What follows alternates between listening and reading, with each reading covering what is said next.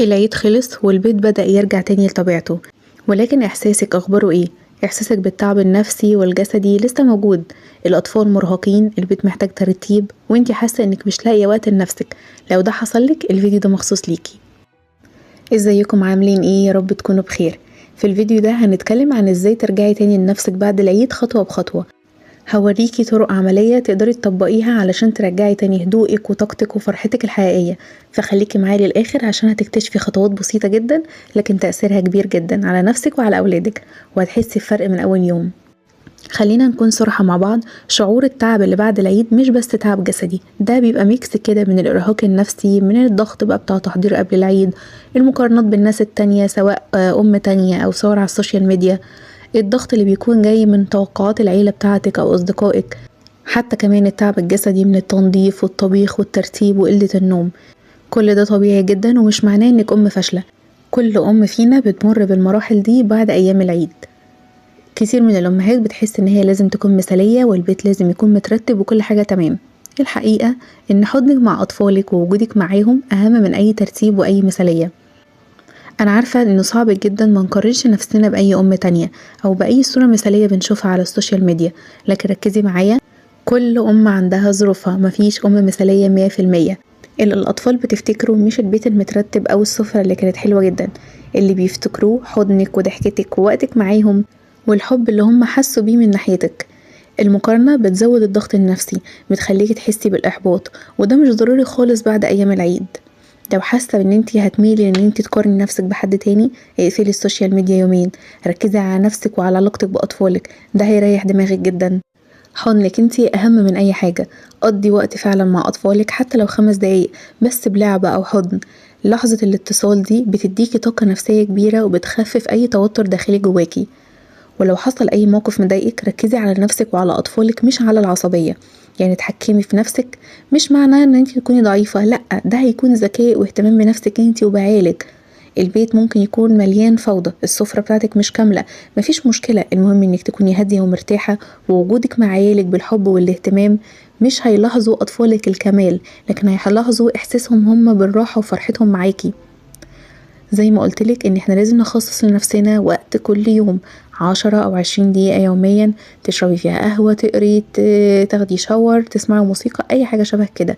ترجعي تاني انك تتصلي بنفسك وتستعيدي طاقتك، حتى لو دقايق بسيطة جدا، بس ده هيفرق بشكل كبير جدا في مزاجك وطريقتك في التعامل مع الأطفال. وبعد كل خطوة من الخطوات دي مهم جدا ان انت تفكري نفسك ان كل خطوة صغيرة عملتيها بعد العيد ده انجاز حقيقي. لو رتبتي زاوية صغيرة في البيت انجاز، لو لعبتي مع عيالك انجاز، حتى لو خدتي وقت لنفسك انت بس ده انجاز برضه. سجلي كل خطوة لان ده اللي هيحسسك بالنجاح وهيقلل شعور الضغط والتعب النفسي اللي هتكوني حاسة بيه. ولما تفتكري ده كل يوم هتحسي انك رجعتي لنفسك تاني، مش بس كأم ولكن كإنسانة. وخلينا نكون صراحة، هو إن كل يوم هو تحدي جديد للأم.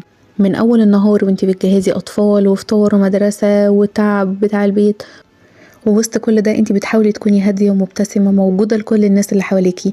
وبعد يوم طويل بتحسي انك مرهقة جدا نفسيا وجسديا، وكتير بتحسي ان التعب ده مش متقدر. تعبك ده طبيعي جدا ومش معنى كده انك مش كفاية، بالعكس ده دليل ان انتي مهتمية جدا بأولادك وببيتك. واحدة من أكبر المشاكل اللي بتخلي الأم تحس بالإرهاق النفسي وهي إن هي بتحس بعدم التقدير. كلمة بسيطة من حد ممكن تخليكي تحسي بالوحدة. المقارنات، انتي تقارني نفسك مع أم تانية مرتبة البيت أو عاملة أكل مثالي، أولاد، شغل، مسؤوليات، كل ده بيمشينا في روتين وضغط جدا. الحقيقة إن شعورنا ده طبيعي، مفيش أم بتحس بعكس كده. بس المهم إن احنا نكون فاهمين إن ده مش ضايع أبدا، وإن كل لحظة تعبتي فيها ليها قيمة كبيرة جدا. ولو انتي أم مش عارفة قيمتك ووجودك وإنجازاتك اليومية، فركزي معايا، لأن كل لحظة تعبتي فيها وكل ثانية خصصتيها لعيالك وكل حركة صغيرة عملتيها ده نجاح حقيقي. أول حاجة إنك تكتشفي قيمة الإنجازات اليومية بتاعتك، مش لازم الإنجازات بتاعتك تبقى كبيرة. إنك ترتبي زاوية صغيرة في البيت، زي إنك تغسلي المواعين أو تجهزي فطار أو تساعدي ابنك في الحاجات اللي هو بيعملها، كل خطوة بسيطة بتفرق. سجلي كل حاجة انت عملتيها حتى لو كانت لحظة صغيرة فيها حب أو صبر، لما تشوفيها مكتوبة هتحسي بفرق كبير. افتكري دايما الأطفال مش بيلاحظوا كل حاجة كاملة، لكن بيفتكروا حضنك وضحكتك واهتمامك بيهم، لأن ده الأثر الحقيقي لتعبك. تاني حاجة، تقدري تخصصي وقت لنفسك يوميا. زي ما قلتلك حتى لو 10 دقايق، المهم مش في الوقت الكتير، هو المهم انك ترجعي تاني تتصلي بنفسك وتستعيدي طاقتك. تالت حاجة انك تكلمي نفسك بشكل ايجابي، ما تغلطيش غلطتي وتقولي انك معرفتيش تعملي حاجة النهاردة. لما تحسي بتعب او احباط وقفي لحظة وخدي نفس عميق، فكري في كل حاجة عملتيها النهاردة. ما تركزيش ابدا على المشاكل، ركزي على الانجازات الصغيرة اللي انت عملتيها، ده يحسسك بقيمتك ويقلل شعور التعب النفسي. تقدري تعملي زي ما قلتلك دفتر صغير تحطي فيه كل الانجازات اليوميه بتاعتك، اكتبي 3 حاجات صغيره عملتيها، فانت كده هتحسي بفرق كبير جدا بعد يومين بس من المشاركه دي. وخليكي دايما مع اطفالك من غير ضغط، اللعب والحضن الضحك حتى لو دقيقه او دقيقتين بس يوميا، ده اهم حاجه بعد التعب.